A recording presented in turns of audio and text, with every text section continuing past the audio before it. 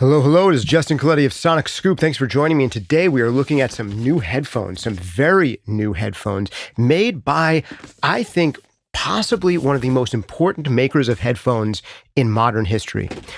These headphones, the Drop Grell OAE1, are made by the guy who designed what are arguably the most successful studio headphones of all time, the Sennheiser HD600s. And he also designed these, some of my favorite open-back dynamic headphones, the NDH30s from Neumann. So this guy, Axel Grell, who designed these, I got on a call with him recently to really give me a sense for what makes these particular headphones new, unique, and different. And they are very unique. I think that you have never heard headphones that sound quite like these.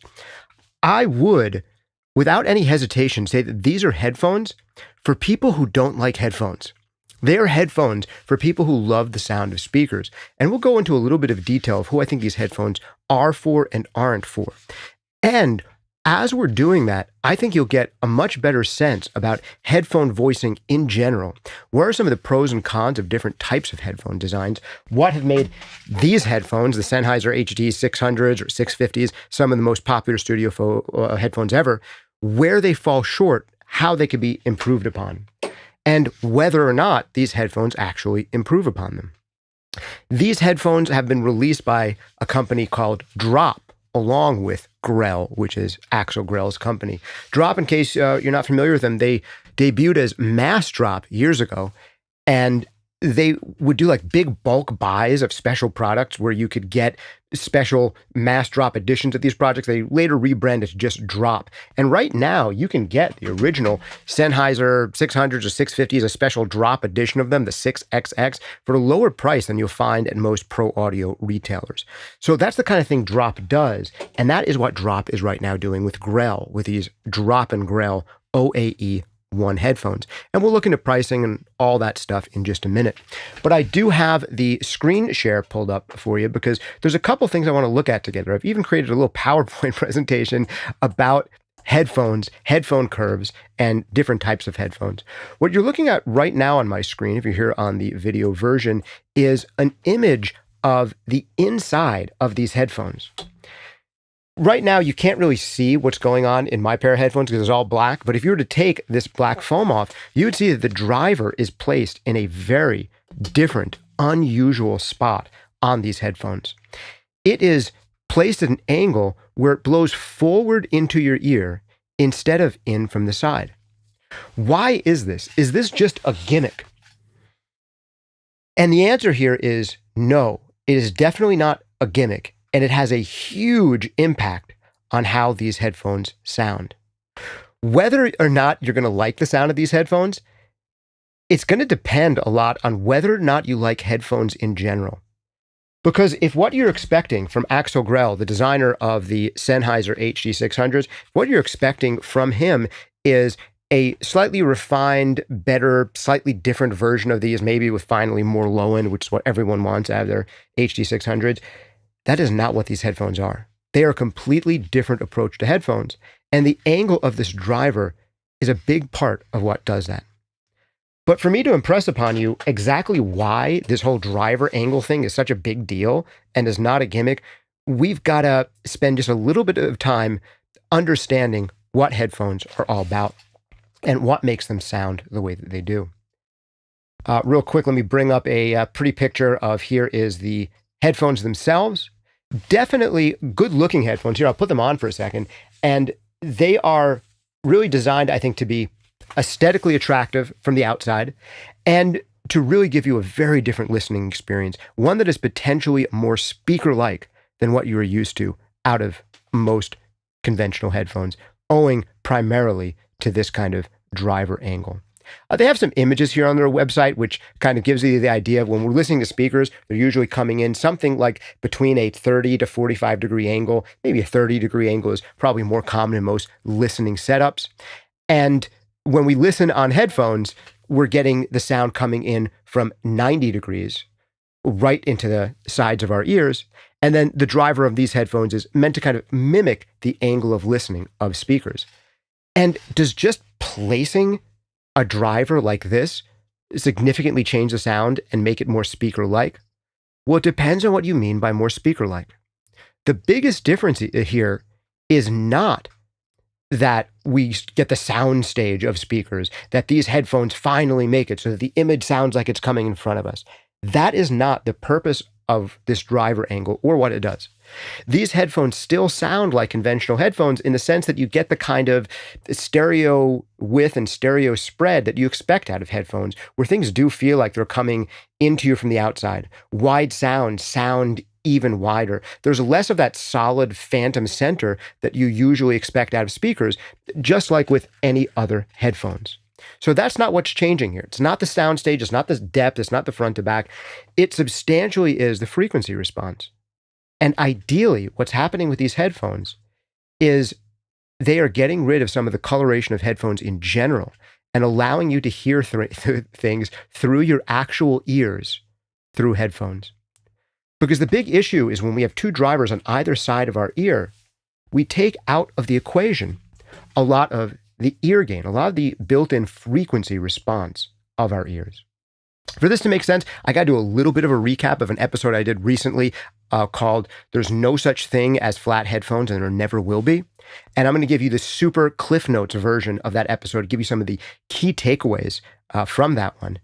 And then we'll get straight into the idea of exactly what makes these different. So here's our quick recap. Let me pull up my screen share real quick. I'm going to go over here to this, and then I'm going to put this guy in present mode. Let's try this out. Present full screen. All right. Some of you have probably seen an image like this before. This is the Fletcher-Munson curve. And it's basically a representation of how our ears hear at different volume levels. And it shows that when we're listening fairly quietly, we actually have this big dip in the upper mid-range. And we have to put a big dip into the upper mid-range and a big boost into the lows and highs in order to make things sound flat to us. Basically, our ears are more sensitive in the mid-range than they are in the low frequencies and the high frequencies. Showing that you have to put a ton of energy down into the 100 hertz area if you're listening quietly for the sound to sound as loud as just a little bit of energy around 2 or 3K. Our hearing levels out somewhere around 80 dB, where if you're listening at 80 dB, that's fairly loud, not rock concert loud, but kind of, relatively loudish section in a movie loud is about 80 dB. And that's where our hearing flattens out. But you can still see it takes less energy at 2 or 3K than it does at 10K for things to sound equally loud. And it takes more energy at 100 hertz than it does at 2 or 3K for things to sound equally loud, even here where our hearing is the flattest. And that is because I'm going to do something crazy here. I'm going to take this Fletcher-Munson curve, which you might have seen in the past, and literally flip it on its head. This is the Fletcher-Munson curve flipped upside down, because this is showing you the EQ that your ears apply to incoming signal. Now you have to forgive me, the whole chart is upside down, so now the quietest stuff is up here. So this is showing quiet listening levels, and this is showing loud listening levels. So let's find this 80 dB line right here. When we're listening at 80 dB, where our hearing is the flattest, we have this kind of dip here around 1500 hertz. We have this boost that our ears do around 2 or 3K. And we have this dip up here above 10K. This is kind of like the EQ filter that our ears naturally apply to flat signals. So if you listen to a flat signal, flat speakers in a room, the actual act of that going into our ears, hitting our pinna, hitting the concha, the inner part of our ears, hitting the actual ear canal, hitting our head and shoulders, applies something called ear gain, or maybe whole body gain is a good way to think about it, because sound bouncing off of our head and shoulders and torso and reflecting into our ears actually creates an increase in low frequency. And we looked at this chart for those of you who checked out the podcast not long ago.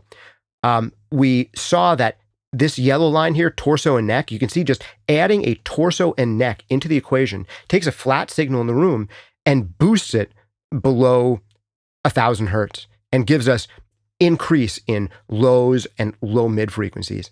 Adding a head into the equation, if you have like a dummy head and you add that to the listening equation, it creates this boost of everything above 500 hertz. It brightens everything. The pinna, this is a really important part of our ear. The flange of the pinna, this outer part, creates this boost around 3K, and then relatively speaking, a dip around 5K and 6K.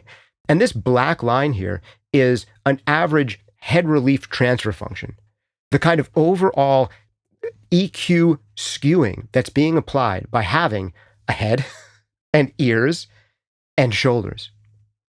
So although flat signal may be playing in a room, this black line is the EQ curve that's done by our whole head, body, ears, all of that. And this is why, in order for headphones to sound flat to us, we need to make headphones that aren't flat. Because when we're listening on headphones, we no longer have sound waves bouncing off our shoulders or our torsos. We no longer have sound waves bouncing off of our head. And when sound is coming from the sides, our pinna and the flange of our pinna is not engaged with the sound in the same way that it is when we're listening to speakers in the real world. And what angling the drivers on these headphones, the OAE1s, do. There's only been a few headphones ever created that are similar in design to this. What this does is gets our pinna back into the equation so that our ears can do the actual processing that they're supposed to do, rather than relying on an average frequency curve of the average person's head in the average room. I'll explain that with a little bit more clarity and detail in just a second, in case you haven't gotten the concept yet. But here, though, is the difference. This chart, this is a chart that Axel shared with me, the maker of the HD600s, the Neumann NDH30s, and these OAE1 headphones. It's a chart he shared with me. I'll explain to you what this chart means. And as we get further along, I'll give you my comparison, my tasting notes about who these headphones are for, who they're not for, and how they compare to all the, man, I have dozens upon dozens of different headphones here. I'm always getting new headphones to try out, to audition. And man, I don't know the last time I counted how many dozens of headphones are here. I'll give you my comparison and tasting notes of these compared to pretty much the gamut of stuff that's out there. All right. So here we see two different frequency responses. The green frequency response is for incoming signal coming to an average listener from a 30-degree angle. And the red frequency response is what our ears do when signal comes in from a 90-degree angle, like on normal headphones. And you can see the frequency response curve here is totally different. If the signal is coming in from 90 degrees, like traditional headphones, we expect a little bit of a boost around 2 or 3K, and then a little bit of a dip above that, maybe in this 4K range, and then a lift up again around 5K, and then it really falls off a cliff right around 10K with a little boost and then falling off a cliff again. But this green line is what happens when our pinna gets involved, because the speaker angle is 30 degrees, which is much more like a normal speaker setup for most people sitting in the sweet spot of their media center or speakers or in a lot of studios. And the biggest differences you can see here are that there's an even bigger boost right here at 3K, and then it falls off dramatically from 5K, and then there's a big dip here at 8K. So this is a totally different frequency curve. So the frequency response of these headphones are very different and go for a very different target curve than what we conventionally see with 99% of the headphones you've ever heard in your entire life. All right, in just a second, I will go back to going through some more charts, and I'll show you the actual frequency response charts of these compared to the HD600s. But I just want to give a quick recap of that, because that was 14 minutes of a lot of hopefully somewhat interesting scientific stuff around how headphones are designed and some of the pros and cons. So the reality is, if we take perfectly flat headphones and put them on our ears, they don't sound flat to us, because we don't get the bass boost from our torso, we don't get the high frequency tilt from sound bouncing off of our head, and we don't get the same involvement of the actual flanges of our ears, the outer ear, the pinna. So all headphones have wildly skewed frequency responses to try to account for all of that stuff to make headphones sound flat to us. And one extremely successful rendition of that is the Sennheiser HD600, and the 650s and the 660s and the 6XXs, all very similar, that Axel Grell designed. Now, Axel told me that he actually has a pretty average shaped head, so that might be part of the reason he was so successful. He has average sized ears, average shaped head. So when things sound good to him, they sound good to the average person. But the problem is when we create these skewed frequency response for headphones to try to accommodate the average listener, chances are that you aren't average. Wouldn't it be even better if instead of having headphones voiced to the average person's head with average sized ears, if you could have headphones voiced to your unique head and ears and shoulders? And there's two ways potentially of doing this. One is this kind of digital high-tech way of creating what's called a head relief transfer function, where you could put little measurement microphones in your ears, listen to really flat speakers in a really flat room, hear how your actual body and everything changes the sound of that. Now, there's still a problem with putting measurement microphones in your ears because you don't get a good sense for the actual ear canal, because the ear canal creates a big boost, I think around 5K, just having an ear canal, although the exact frequency might depend on the exact size and resonance of your particular ear canal. So that's one option. Another option, there's some companies now that are doing it, they're creating head relief transfer functions where you could take like an iPhone and measure your ear from all around. I think Genelec is doing this, and it'll make a 3D model of your head, and then it'll use calculations to take a guess of, what a good head relief transfer function would be for you. But the other way of potentially doing this, of at least getting your pinna involved in the whole listening situation, is with headphones like these that have angled drivers where they blow into your ear instead of at 90 degrees, at 30 degrees. So now your unique pinna is getting involved in actually shaping the frequency response of these headphones.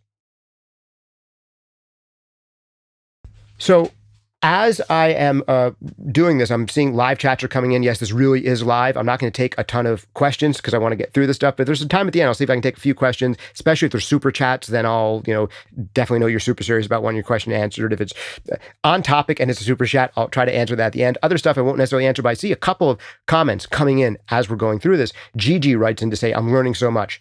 That's awesome. That is the goal. Got Your writes in to say, flat sounds so bad. Apps like Real Phones and Sound ID, I never do the 100% correction. Flat is boring and sad sounding to enjoy. But here's the funny thing. With a correction scheme like SonarWorks, when they try to flatten out your headphones, they're flattening it relative to one of these extremely skewed curves. So these extremely skewed curves that we put into headphones, usually like there's a boost up around 100 hertz and then a dip in the mids and like a big boost around 3K, and then the upper mid-range and high frequencies look like a roller coaster if you ever see them on a chart. That crazy weird looking line is what they're trying to flatten your headphones to. And they're assuming that the crazy weird looking line of something like the Harman curve or these other target curves for headphones, they're assuming that because that it sounds about right to the average listener, that it might sound right to you, but you're not necessarily average. So what these Drop Grell headphones do is they allow you to hear headphones music through your own ears, just like you do with speakers. So totally different frequency response, totally different profile. All right.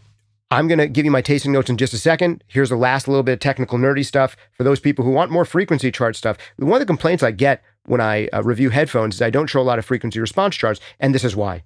Because they just look weird, and they all are corrected to someone else's head relief transfer function that isn't yours.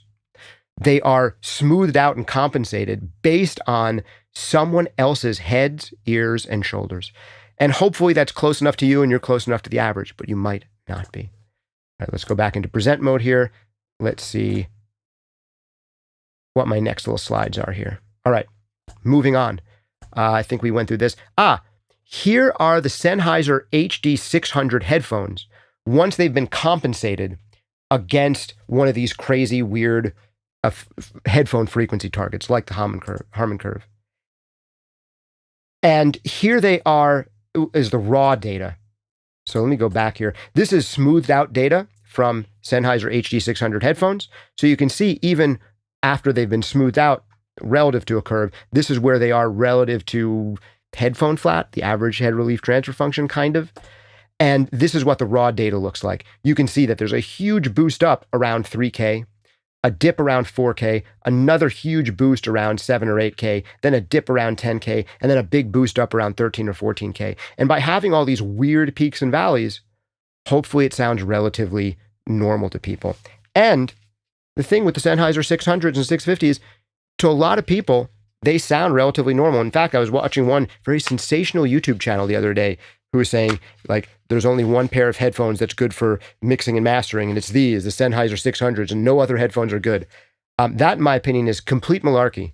The Sennheiser 600s and 650s, why they were so successful, in my opinion, is that they came out in an era when it was hard to get good low-frequency response off of headphones, and it was hard to get good mid and high-frequency response off of headphones, and they really handled the mids and highs very well. And the target market for these $300 headphones back in the day are like $600, $700 headphones today is like what these would have cost to people in today's dollars. The target market for these headphones were people who were in nice studios that had good low end, great listening environments, and they just wanted a secondary reference check so they could hear how things came through headphones. They've got the low end under control in their studio, and now they just want to hear how their mix translates to headphones, and they don't want something wildly skewed in the mid-range and upper frequencies. And these did that well. In my opinion, though, they are not good headphones for mixing and mastering if they are going to be your primary reference, because they have really, really limited low frequencies. Below 100 hertz, you almost can't make any decent decisions on these. If you have one pair of monitors to mix on in their headphones and they're the HD600s, you have no clue what's going on the low end. And a lot of people who mix on these headphones end up with mixes that are just overly big in the low frequencies. I don't think they're great as a primary reference. They're awesome as a secondary reference. More recently, there's been other headphones that finally come out that really do low frequencies well. My regular headphones are some Odysseys, they're LCDs, their MM series are great and do better in the low end than open back headphones have in the past. Another big improvement, in my opinion, over the Sennheiser HD600s and 650s are some other headphones that Axel Grell came up with. These, the Sennheiser NDH30s. These have a little bit more low end extension without being, super hyped up on the bottom. And in my opinion, they have better transient response than the 600s. The 600s, these guys are like $300. These NDH30s from Neumann are probably like twice the price. They're, I think, more than $600. But I think they have a little bit better low frequency extension, a little bit more detail in the high frequencies. And even more importantly, they are less compressed sounding. They have better transient response. Like the stick attack on instruments, you just hear so much more transient detail in these. For dynamic headphones, these are probably some of the most detailed without being bright dynamic headphones. The only way you're going to get better transient response and better non-bright detail is with planar magnetic headphones, which are way heavier and usually cost a bunch more. So that was the lay of the land back then. The lay of the land now is very different. Today, a lot of people want to actually mix exclusively on headphones. More and more of us than ever before are mixing inside of project studios, inside of spare bedrooms, maybe our own bedroom, whatever it might be. And we don't have a great set of speakers, great acoustic treatment, great listening environment. More and more we're using headphones as our primary reference. And in that situation, we need low end and we need to hear what's going on below 100 hertz, below 80 hertz, below 60 hertz. We need to be able to make decisions about what's going on at 50 and 40 hertz. Hopefully through headphones, because getting speakers and rooms to do that takes thousands and thousands of dollars in acoustic treatment plus speakers. So enter headphones that go deep. And these headphones go deep. These are some of the most bass-heavy, fattest low end I have ever heard out of any open back headphones ever. So if you are the kind of person who wants open back headphones and you want to have a lot of low end out of them, and you've tried the HD600s and you say, Justin, not enough low end. I'm doing hip hop. I'm doing EDM. I'm doing some modern styles of metal or demented indie rock, and I need something that goes super deep. These 600s aren't cutting it. And then I say, well, the NDH30s, these are better. They have better low end extension, not the deepest headphones out there, but if you want dynamic headphones, these do go deeper and they're just better overall, better transient response. Justin, I tried those. They are still too mid-rangey for me relative to what I'm looking for. I need bottom end and tons of it. If you want headphones with a lot of bottom end, the OAE1s from Drop Grell are it. Open back headphones with bottom end, these are your headphones. They also have a very different presentation in the high frequencies and mid-range, and I'll get to that. But not only would they be suitable for people who want a lot of low end, the kinds of stereotypical people who, want to hear like practically a sub strapped to their ears, people who are doing hip hop and EDM. These are actually also really suitable, I think, for people who are doing classical and jazz because of how much more speaker-like the response is. And I'll get to that in just a second. Okay. I think I've given you the overall spiel for who these are for. People who want to mix in headphones, potentially as a primary reference check, or just have a ton of bottom end. And also people who don't want headphones that are overly bright, because these are not. They are subdued in the top end. Almost arguably, possibly too smooth in the top end. And we'll talk about that in just a second. Let's go back over to our PowerPoint chart here for just a sec. And let me get back up this guy. All right. So this is the frequency response for the HD600s raw. Let's keep on going. This is a totally different looking chart. Two different people measuring the OAE1s on two different rigs. And you can see how hard it is to do headphone measurement. Two different rigs done by two different people. And you can see it's significantly different. One of them, this blue line, is showing a big bump up around 3 or 4K, but then a huge dip above 5K. The pink graph is showing something slightly different. This is from SonarWorks' website. It's one of their estimates of how the different Sennheiser models sound compared to one another. Here is the averaging of 3 different headphones. So the green line is a pair of, this is the best I could find here, the green line is a pair of these modded out Sennheiser 600s. That's the green line. And what's interesting to us against them is the blue line, which is the Grell OAE1s, the headphones that we're looking at today. And you can see, again, there's a little bit more of a rise around this 3, 4, 5K area on the Grells, with a big dip right at 5K and above 5K relative to the Sennheiser HD600s. So we get an even bigger lift in this 3 and 4K region, and then an even bigger dip in this 5K all the way up to 10K region. Let's look at another chart. Here's someone else's measurements of 3 different pairs of headphones together. Again, the most relevant ones to look at here are going to be the Grells, which are the purple line, and the Sennheiser HD650s, which are this green line. So again, you can see this lift up here from around 3K all the way up to 4.5K is even bigger on the Grells, but then with a big dip above 5K, and it stays a little bit down between 5K and 10K relative to the Sennheisers. But you can see this big lift up in the low end on the Grells. These, again, are just some of the most big on the bottom sounding open back headphones, especially open back dynamics, that I've ever heard. If anything, I would kind of suggest for these headphones to be an even bigger hit with an even broader audience. He could take down the low end on this design by a dB or maybe even slightly more to make it slightly less bombastic in the lows. But the lows here are pretty good relative to a lot of other open back headphones, where a lot of other headphones that you'll hear have a lift up around 80 hertz, 100 hertz. There'll be a prominent hump somewhere between 70 hertz and 100 hertz. And what Axel's done with his design is he's taken that hump way down to more around 40 hertz, 50 hertz. So it gives an overall larger impression of low end, and the low end goes even deeper on them. So you can make decisions about things well into the subs in a way that you could never even dream of doing on the HD600s. Now, you can see that the mid-range and the upper mids, like no matter which headphones you choose, they're wildly skewed compared to flat. But these are just skewed in a different way that is going to sound foreign and unusual to some listeners. And I will tell you that if you put on these Sennheiser HD600s and you listen to them for, 5 or 10 minutes and you get tuned to those, you'd be like, okay, those are cool. All right, now let me try out these Neumanns, the NDH30s. And you put these on, you're like, oh man, these are kind of like the Sennheisers, but better. Oh man, just better transient response, a little bit more extension. It just feels a little bit more like I'm getting more detail without more brightness, but it's still focusing enough on the mid-range that, I'm not going to be dazzled by super sparkly highs and super boomy lows that are misleading me. And then you take these headphones off and then you put on these headphones, the Grells, and your immediate response is likely to be, are these broken?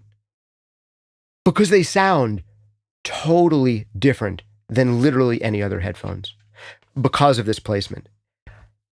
And yes, the frequency response is tilted differently, but it's not the frequency response. It is the positioning against the ears.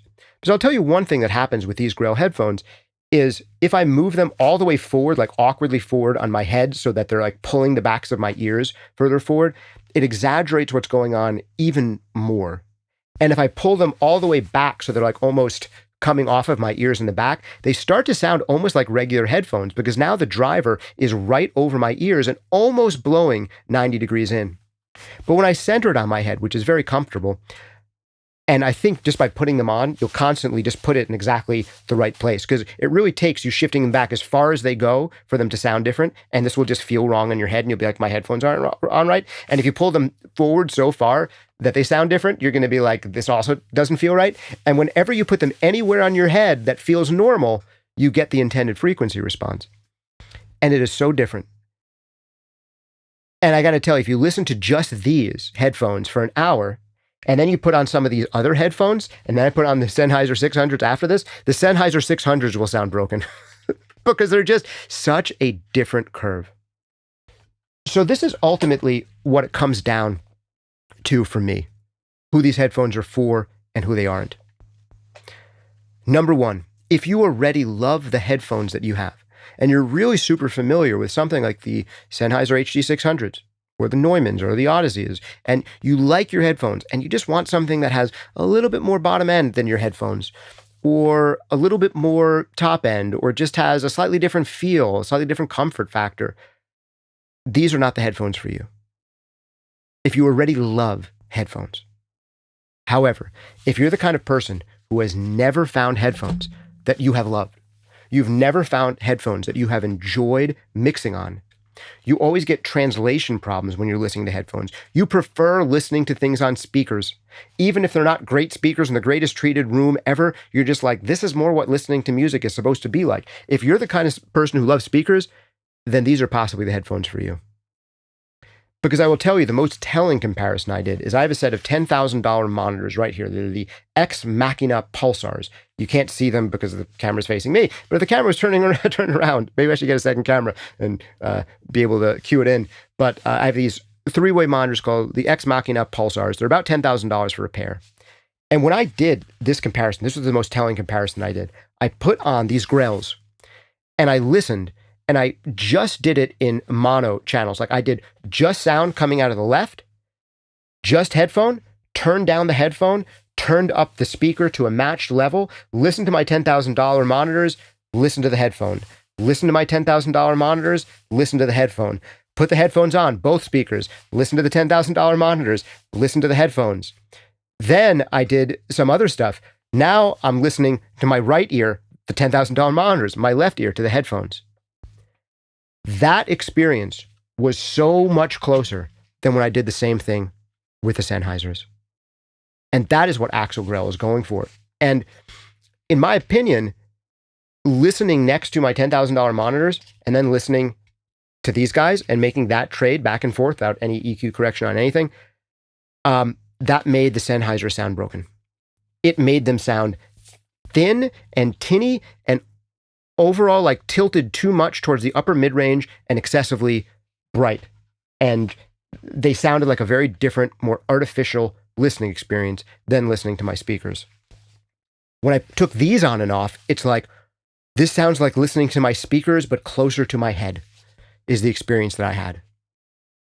So if your frame of reference for these is nice speakers in a nice room, these, in my opinion, sound closer to nice speakers in a nice room because I'm actually using the built-in frequency response of my own ear that I'm used to hearing things through compared to the Sennheisers or the Neumanns. So if you do back-to-back listening test and you establish the Sennheiser sounding normal to you, and then you put these OAE1s on, they're going to sound broken. And you're going to say, what's the point of these headphones? They have like too much low end and not enough brightness, and there's almost like there's this hole somewhere in the middle. Like there's almost this underwatery sound about them because they're so fat and they're so smooth sounding that they sound just wrong. They don't sound like headphones, like what I'm used to at all. However, if you listen to really nice speakers and then you put these headphones on, you're like, wow, these sound a lot like my speakers.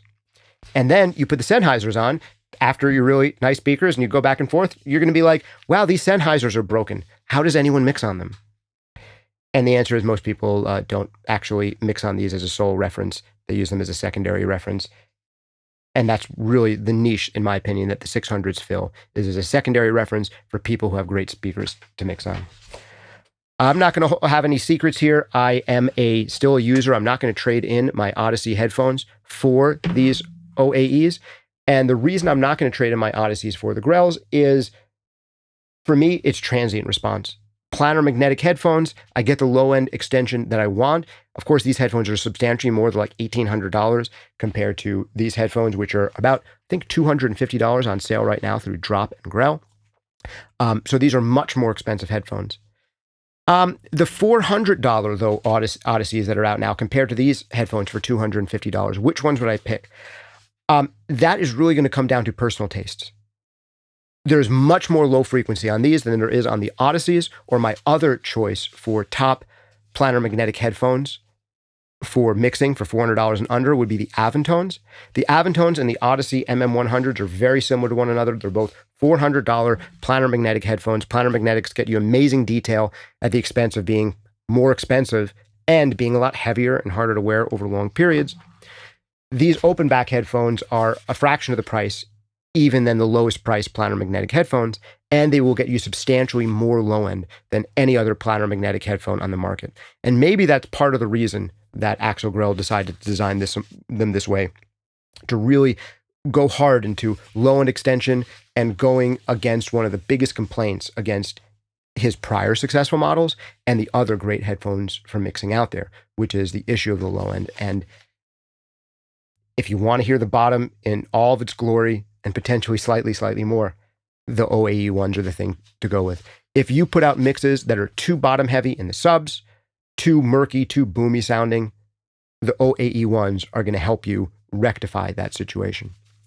If you're already putting out mixes, however, that are overly bright and thin compared to your favorite records, these won't do you any favors because of how smooth they sound on top and how big they sound on bottom.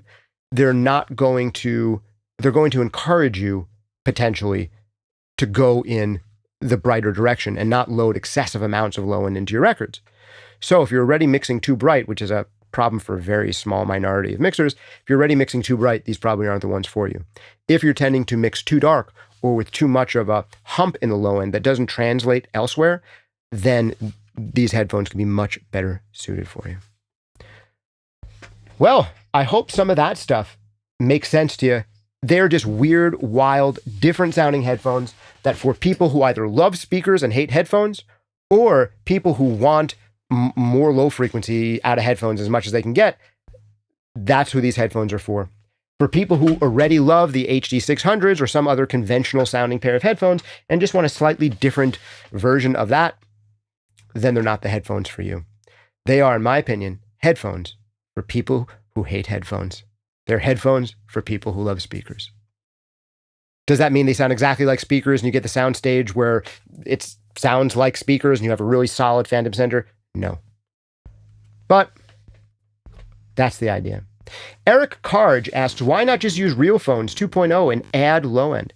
That is a possibility. You could get other headphones and add low frequency to them.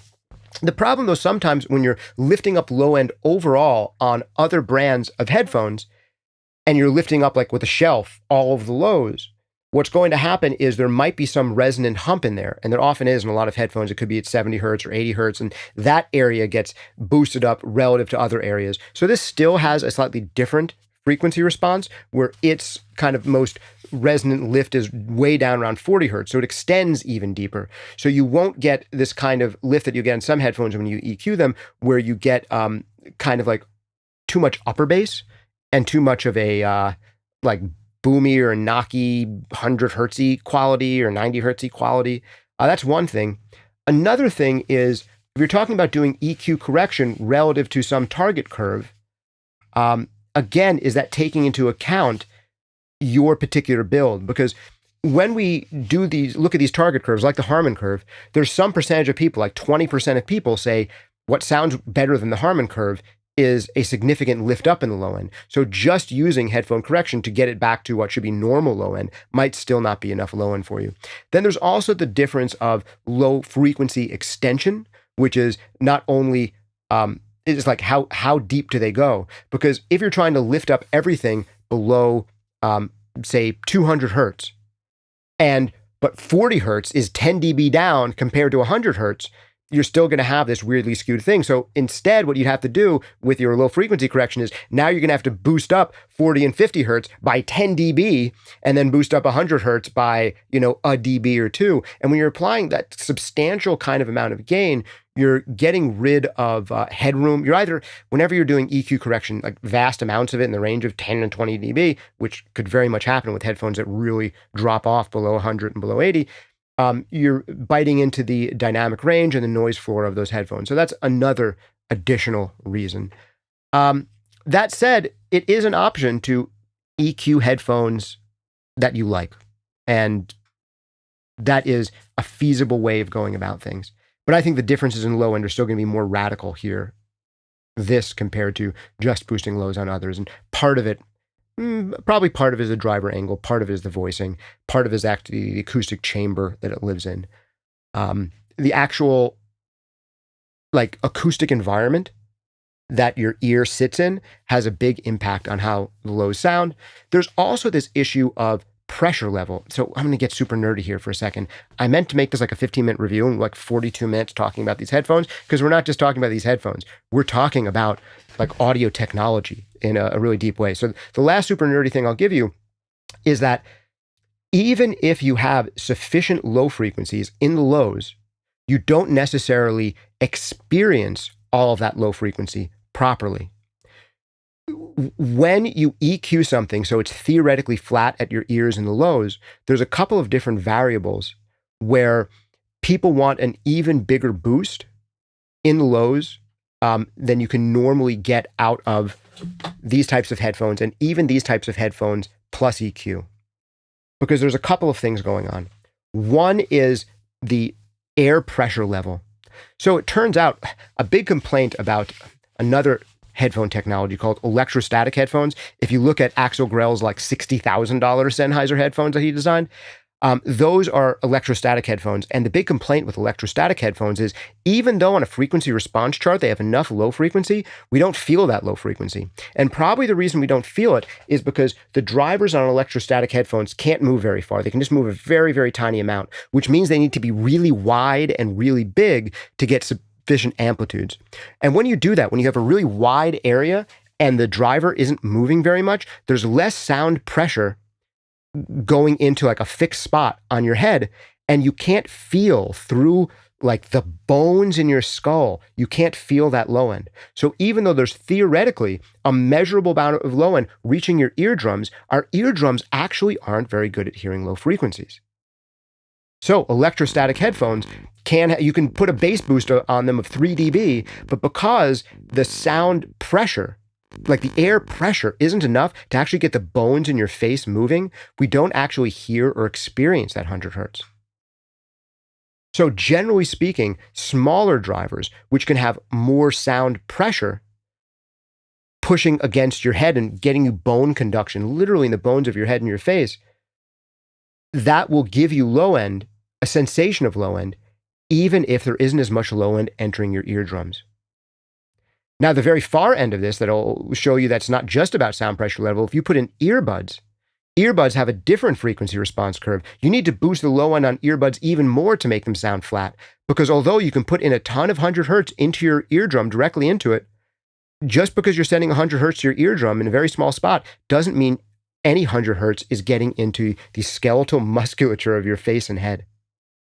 So there's kind of like this sweet spot. So the actual size and acoustic construction of the chamber that your ear goes in has a big impact on how we perceive low end. The driver size, the amount of air pressure that we experience changes the way that we perceive low end. Even if we put a measurement microphone right up against an open cup and they both register the same amount of 100 hertz, depending on the acoustic environment of this, depending on how much pressure is actually hitting our skeleton, and whether that's concentrated like a stiletto heel or whether it's spread out like an elephant's foot, has a big impact, whether it's diffuse pressure or concentrated pressure. Concentrated pressure can penetrate into our bones and make us feel the lows, where diffuse pressure doesn't. And that's been a big complaint about electrostatic headphones in the past, and one of the reasons they haven't taken off and they still cost like a cheap pair of electrostatic headphones is like $7,000. And even though they're theoretically some of the best headphones ever, people often complain about them not having low end because they have such a diffuse field. And I think there's an aspect of that going on here. So long answer, all of what I just said. Short answer, can you boost the lows? Yes, will give you exactly the results you expect. Maybe not necessarily. All right, Guitar Shop says, I can't use headphones for anything except a quick low end check. Yeah, if you want to check low end, these are great headphones to do it on. And if the reason you can't use headphones for anything other than a quick low end check is because they hurt your ears and they all sound overly harsh and bright to you, and that's some people's experience on headphones, then you may very well like the Grell headphones because they do not have that overly harsh, bright, tinny kind of sound. Some of the reviews I saw on these OAE1s when they first came out are like, these headphones are harsh and crunchy and bright. And it's like, either you got a broken pair of headphones or you plugged in the cable wrong or something, because no, they're the farthest from it. They are big on bottom, smooth, supple, and they're less like screamy. And they feel more like good speakers in a good room. But not everyone has heard good speakers in a good room. Not everyone knows what that sounds like. Not everyone has the ability to A/B against good speakers in a good room and hear that these are closer to them than something like some of the most popular headphones ever made. Am I going to switch to them for mixing or mastering? No, I'm still going to use my headphones that cost like 5 times more. However, I think that these are a really interesting development. They're a great excuse to talk about these reality of headphones. And for some people, especially people who dislike headphones, they may love these because they are the headphones for people who hate headphones.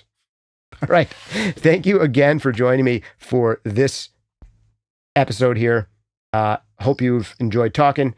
And check out the Grells. If you like them, let me know.